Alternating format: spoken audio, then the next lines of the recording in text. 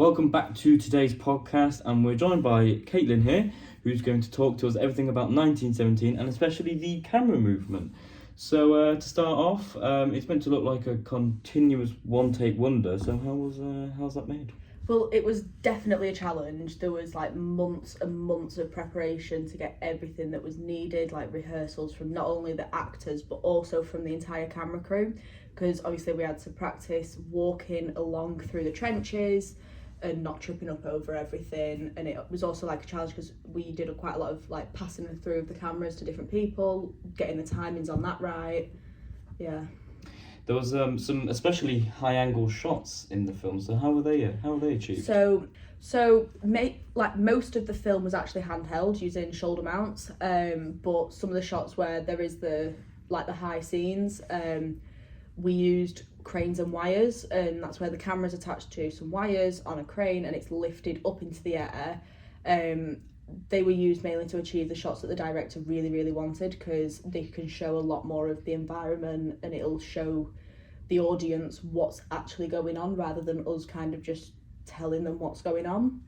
And one example of that is when we've got one of the characters walking over a collapsed bridge, and obviously that's going to be a really dangerous thing for us to try and take a camera over. Even though we were using some really lightweight cameras, it was still quite a dangerous thing, because not only was it the camera that was at risk, it was also us that were at risk. So we used the cranes with the wires for that. Very nice. And if you used cranes and wires, what did the set look like?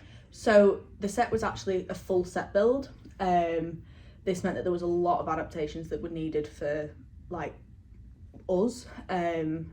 One of those was being like the trenches that you'll see us going through. We had to make sure that they were wide enough to have the entire crew like fitting through with the camera. We also needed to make sure that there wasn't any trip hazards, so there was no rubble or anything like in the way, whether that be literally just props like boxes, anything. They couldn't be in the trenches that we walked through. So you like the camera might pan to the left or something and you'll see stuff on the floor. We couldn't go through there, just with the fact that that was like a trip hazard. Another thing that we had to get them to do was when there was barbed wire, quite often we'd pass the camera through there. And obviously you can't put a camera through regular barbed wire, so we needed to make sure that there was gaps in there. These were very small gaps, but they were just big enough to pass the camera through, so like they weren't noticeable by the viewers. Very nice. So how did you achieve making the film look like one continuous take? Because it surely can't be one solid camera movement. Yeah, so the film was actually a collection of long takes. The way that this was done is like in editing, so we actually cut together like between each shot, we cut them together through objects blocking the screen. For example, walking through a door frame, we'd cut at that pass through so that you can't see the character, but you also don't know that the camera's actually cut. Or like walking through a dark tunnel, we'd cut there. Because it was just the easier parts to cut together without making it obvious. So, gotta ask, why the long take? So the director's words to us before filming was actually, I want to tell this story in 2 hours of real time.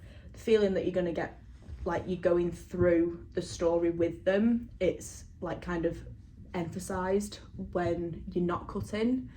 And this is kind of like what inspired us to make sure that we were doing it to a T, because the director was so adamant on having it in a way where there was no editing, it didn't look like there was any editing. So that's what kind of helped us decide on the shots that we ended up going with. Very nice.